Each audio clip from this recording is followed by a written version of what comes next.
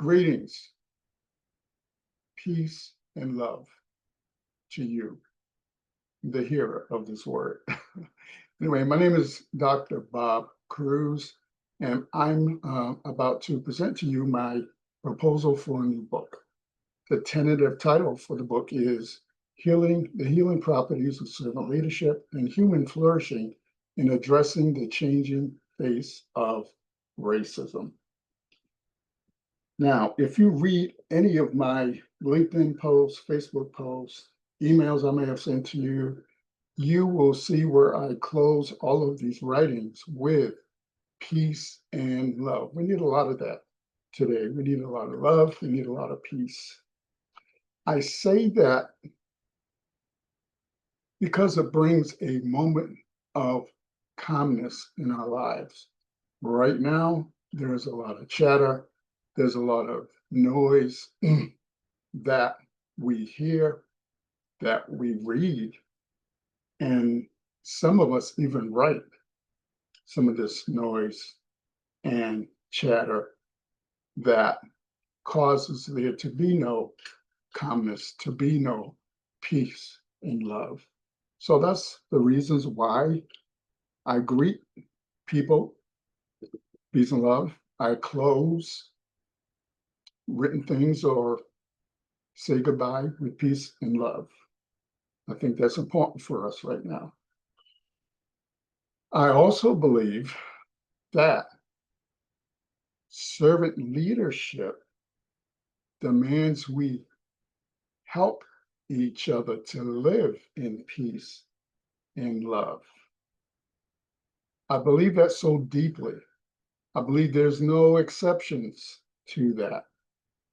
I believe servant leadership demands that of us, just as much as the Lord demands that of us. Otherwise, if we don't treat servant leadership in this way, we are not truly serving those we lead. We are not meeting servant leadership's best test. We are not emulating servant leadership's 10 characteristics. Last, but certainly not least, we are not honoring the Lord, since he created us in his image to do exactly that, to extend peace and love to each other. So we have a challenge, ladies and gentlemen. And I want you to join me in this challenge, because it's a challenge for me also. I can't do this by myself. We can do better. I believe we must do better in this season. So without further ado, I will present you with some scripture verses that I believe speak to my research for this book. And I want to share 3 that I believe are important, but certainly not exclusive to the proposal for my new book. Anyway, the first is 1 John 4 and 8. And it reads so: whoever does not love does not know God, because God is love. Again, that's 1 John 4 and 8, and that is from the NIV. The next scripture verse is Matthew 5 and 9 from the NIV, and this is part of the Beatitudes that Jesus spoke. And he said, "Blessed are the peacemakers, for they will be called sons of God." So are we sons or daughters of God today? I'll leave you that question. The next verse I have is Galatians 1, 6 through 10, and I'm going to read that verbatim from the Bible. And in Galatians 1, Paul writes to the church in Galatia, and he says this: I am astonished that you are so quickly deserting the one who called you by the grace of Christ and are turning to a different gospel, which is really no gospel at all. Evidently, some people are throwing you into confusion and are trying to pervert the gospel of Christ. But even if we or an angel from heaven should preach a gospel other than the one we preach to you, let him be eternally condemned. As we have already said, so now I say again, if anybody is preaching to you a gospel other than what you accepted, let him be eternally condemned. I am now trying to win the approval of men. Am I now trying to win the approval of men or of God? Or am I trying to please men? If I were still trying to please men, I would not be a servant of Christ. So I came up with 3 research questions that I want you to consider. I'm considering them as well still. It'll be a part of my research for this new book. And this is the first question. Can you teach someone to be kinder? Kinder. Can you teach someone to morally love another person? Morally love another person. Can you teach someone to acknowledge their racism and bigotry and be healed of their behavior? So I pose these questions to the roundtable for consideration. I pose this question to those attending the roundtable for your consideration. I believe them to be important questions in this season here in the United States of America. In my proposal, it reads this. I'm going to read it verbatim. So here goes. Human flourishing in terms of servant leadership can have a wondrous human impact domestically and globally. Servant leadership and human flourishing are synonymous for influencing the growth of people and communities. Both are designed to impact on the followers they lead. According to Greenleaf, true servant leaders are called to meet the highest priority needs of the followers they serve. Cruz and Patterson explained how this union grows and evolves into an endless relationship where the characteristics of servant leaders can thrive among the participants in the relationship. As a result, the relationships coalesce so that followers begin to adopt the heart of service and become acquainted with Greenleaf's servant leadership idea. My proposal is a concept idea for a new book project. The book will address how the servant leadership characteristic of healing serves as a tool for people to recover from physical, psychological, emotional, and spiritual abuses influenced by the changing face of racism. The initial content for the book currently exists in the form of a book chapter I wrote in the Palgrave Encyclopedia of Leadership and Change, published in 2025. The book chapter is titled Healing Properties of Servant Leadership and Addressing the Changing Face of Racism. The vision for the book title is still in process, with a couple of ideas under consideration by me. There is the possibility of the book project to become a volume 2 version of my book, published last year, titled Servant Leadership, a Remedy for Racism in America. This book has won an award with the International Impact Book Award organization based in Arizona. And the categories that the award was won are in the Christian and leadership categories. My new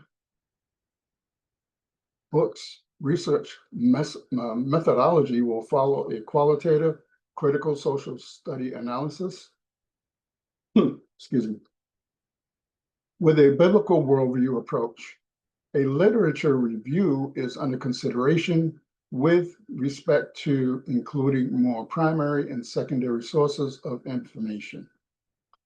Song, Tran, Furch, and Spears in 2020 elaborated, quote, qualitative research helps us find a more accessible avenue toward increased self-awareness through symbol, depth, and meaning.